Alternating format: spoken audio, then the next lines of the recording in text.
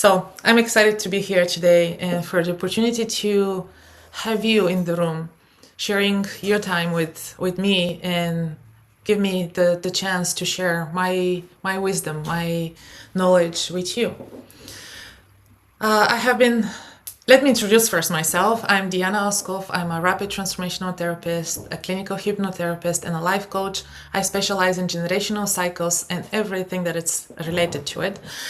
In June, I published my first book called Generational Resilience, and I'm absolutely proud with it. The book is now available worldwide, and everybody can have it in their hands. And I'm looking forward, if you're one of those people who is going to read it or already read it, share your feedback with me. I'm really looking forward to know how did you find this book? What do you think about the stories and everything that I'm sharing with you?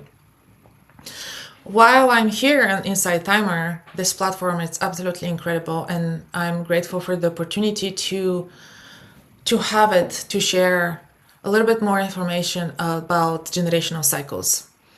Saying that, I'm really looking to go deeper, as I promise, and share more of what I work on, more real cases, and more information that is coming from the real world, from the experience.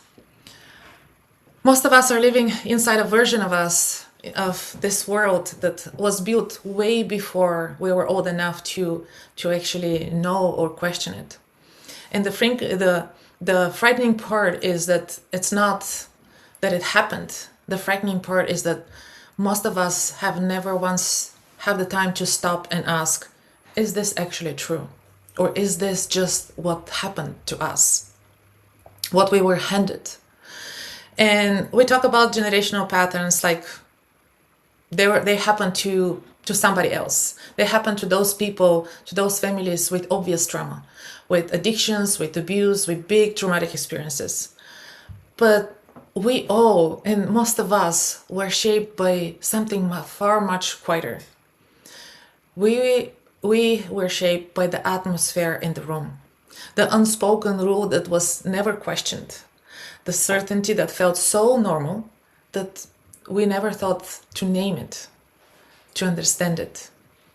And today I want to talk about that. And I want to take you, hi Harper, hi Harper, good to have you here. So I want to take you to somewhere very specific, not into a theory, not into just random stuff, but into a memory. Because this is where this work actually live. And as I really promised before, I really will go deeper. And today I'm taking you back to the communist Bulgaria, where I grew up, to a shop at the end of the street where I used to live, and to the moment that I understood that a surface, it's not the same as foundation. Because it's very important to make that difference and to have the understanding where this is coming from. So there's a walk that I can still do automatically in my mind. This styled path that leads from my home directly to the shop at the end of the street. And I can hear the daily life as I walk it, the neighborhood, the neighbors chatting, the birds. I can even smell the bread and the smoked meat drifting from the open door of the store. And that all happened before I even arrived there. So in the first 9 years of my life, every corner of that shop was full. The butchers were in white aprons behind the long glass cases. The bread was delivered freshly every morning, and you can feel the warmth when you just break it open. The yogurt was in a glass jar with aluminum foil lids, and everything was in its own place. Everything was predictable. Life felt happy, rhythmic, and safe. My parents worked 9 to 5. They came home, we had dinner together. They asked us about the day, our day. They share about their day. There was certainty in everything. There was certainty where we're going to be going to school, what professions will we enter where our desk will be? Everything was given. Everything was decided. And everything was simply arranged by the system. But this is what I thought, that it was the same thing as being okay. And here's what nobody is actually talking about when you talk about certainty. Certainty feels like safety. It feels like the ground beneath you, it's so sturdy that you can step with your feet and be present, be there. But certainty that comes from a system, from rules, from someone else deciding, it's not the same as the kind of safety you build from the inside. And when the system disappeared, you discover that what you were told that was a foundation, it was just a surface. And that was disappearing. This happened to me, and it was a shocking experience. I didn't know that back then. I was just 9 years old. I thought shop being full meant the world is okay and everything is just flowing easily, effortlessly. And then the communism ended and the shelves were empty, almost overnight. Same shop, same four walls, completely different world. And I'm not here to blame the politics system for my patterns. I'm here because I was a child. I was simply a child who confused the certainty with safety. And I created that confusion and I carried it with me for decades. I carried into the need to control everything, into my need to know what comes next, into the way I held on everything when letting go was obvious thing. You start living with it without even knowing it, that it's part of you. And the system did not install that in me. The system was just the atmosphere. The rest, I did it myself. So I spent years being good at certainty, needing to plan everything, needing to be the person who held everything together so nothing will feel unsturdy as those empty shelves back then in my childhood. I thought that was strength. It took me a long time to understand that it was just a pattern. And it took me even longer to understand where the pattern came from. This is not comfortable thing to look at, and it takes time, but it's definitely a necessary step in order to gain awareness. I also want to let you know that I'm not here today to talk about the communism. I'm here to talk about where every one of us absorbs something before we even have the language to question it. Because those patterns, they start very early on. In each household is different. Every household has its own version of those unspoken rules. The things that were simply handed to us, simply the way how they were in our home, in our environment.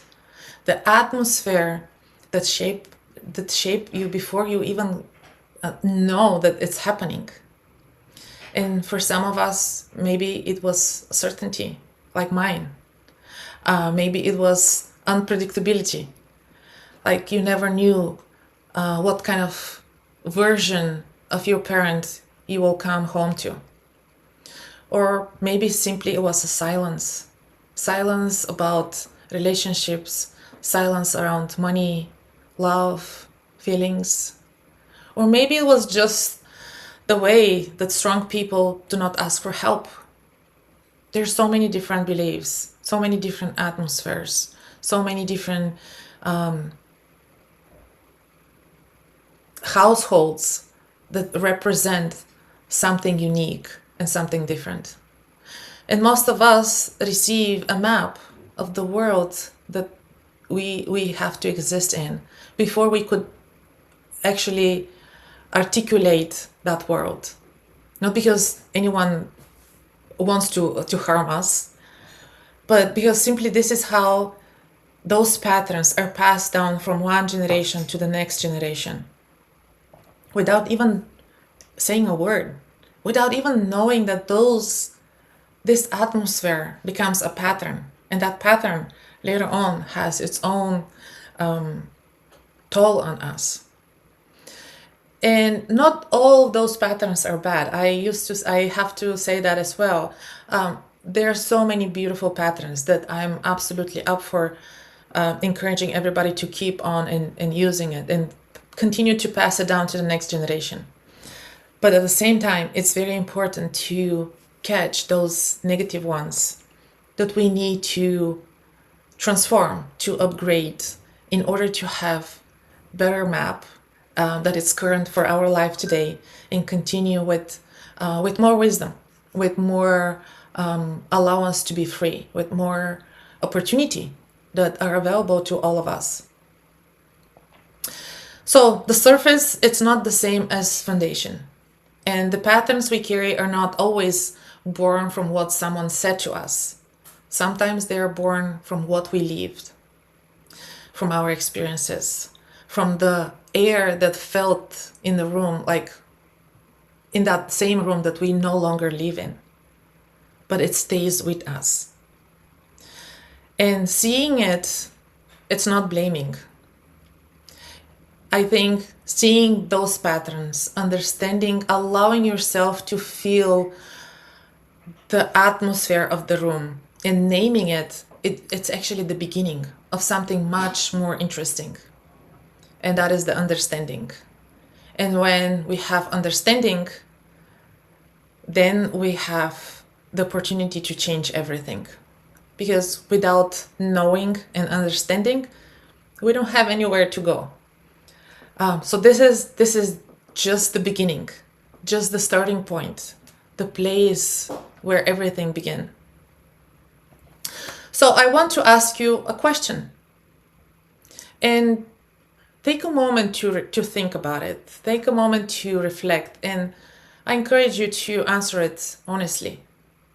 You just need one word. Whatever comes first is the right thing. Stay with it and reflect on it later. So, what did the atmosphere in your childhood felt like? Was it safe? Maybe uncertain, rapid, warm, tense or predictable, chaotic or quiet? Whatever comes first to your mind when you hear that question, what did the atmosphere of your childhood felt like? And if you could, if you'd like, share it with us in the chat. Just one word. Just one word. And sit with that word for a little bit. It takes a courage to name it. And if you allow yourself to name it,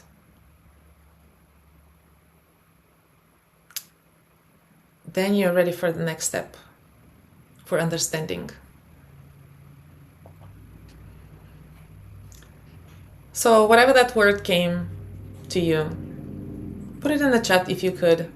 It will be interesting to share with us and see that whatever that air felt like, you're not alone.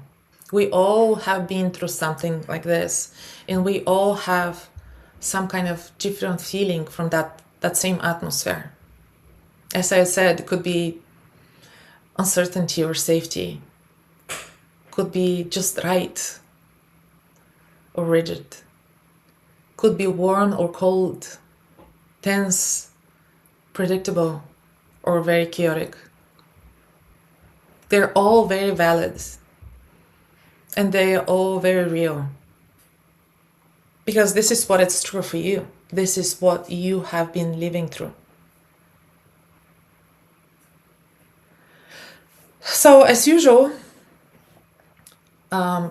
I have in mind a meditation today that I would like to invite you to join and get and deliver to you.